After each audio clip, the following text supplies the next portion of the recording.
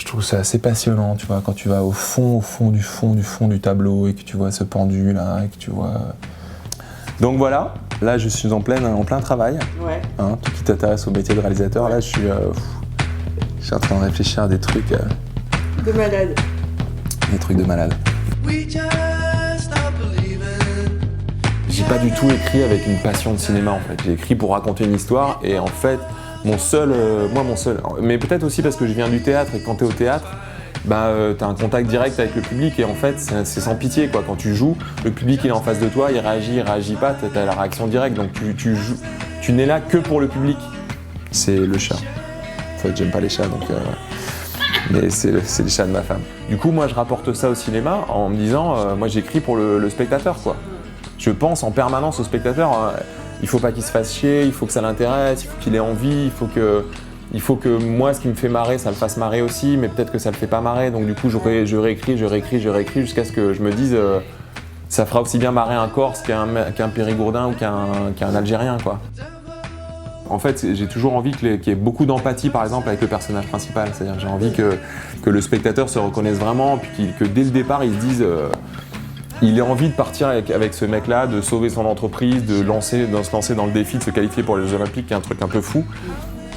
Mais c'est pas un gadget si tu veux. J'ai envie que ce soit plus profond et incarné. J'ai envie que le spectateur se dise putain, mais moi aussi j'ai envie qu'il se qualifie quoi. Bon, tu vois que c'est un peu le bordel, hein, mais ouais.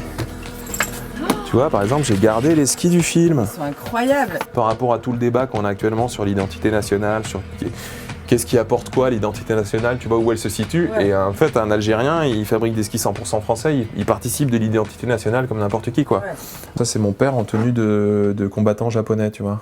Mon père, il a dit « Je me demande comment mon fils, il a réussi à savoir ce qu'il y avait dans ma tête sans que je dise ce qu'il y avait dans ma tête. » Donc, du coup, c'est un truc du genre, ouais, il est vraiment trop fort, mon fils, quoi. Il est vraiment trop malin. Moi, mon père, par exemple, qui est venu en France pour travailler dans les mines, après, il a travaillé 30 ans chez Péchinet, qui était un des fleurons de l'industrie française. Après, il a creusé le tunnel du Mont Blanc. Donc, il a participé à entre autres boulots, à 3 trucs qui ont créé l'identité nationale française, quoi. Donc, ce mec-là, qui est mon père et qui a 70 ans maintenant, on peut pas lui dire bah ouais, mais t'es algérien, quoi. C'est comme moi, je suis algérien, mais je vais pas apporter à la France le couscous, quoi, parce que je sais pas faire du couscous, tu vois. Je sais plus faire de la fondue savoyarde ou de la raclette que du couscous. En effet, tu peux t'appeler Farid, mais tu peux boire de l'alcool et pas être musulman, et en même temps être algérien, et en même temps faire du ski, et en même temps voyager, et en même temps parler français, espagnol et allemand et anglais. Moi, je suis franco-algérien, donc je dis je suis franco-algérien. Mais je suis beaucoup plus que ça, parce que, bah regarde, quand tu parles d'objets, ça, je l'ai acheté dans un souk, ça vient d'Ouzbékistan, et je l'ai acheté dans le souk de Damas, qui n'existe plus aujourd'hui, tu vois, qui est démoli. Ouais. Mais quand je vais me coucher le soir et quand je me lève le matin, je sais très bien que ça vient d'Ouzbékistan et que je l'ai acheté dans un souk à Damas, donc ça fait partie de moi, si tu veux. Ça, c'est Yemanja, c'est la déesse de la mer, ça. J'ai passé le réveillon de l'an 2000 sur la plage à Copacabana. Et en gros, c'est toute la ville qui descend sur la plage et tout le monde est habillé en blanc. Et en fait, ils font des bateaux en papier avec des bougies dessus et des offrandes, des fruits, des légumes et tout.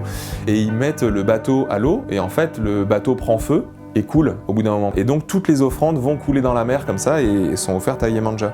Tu sais ce que c'est, ça? C'est une clé d'une maison palestinienne. Et j'ai un rameau du Mont des Oliviers quelque part.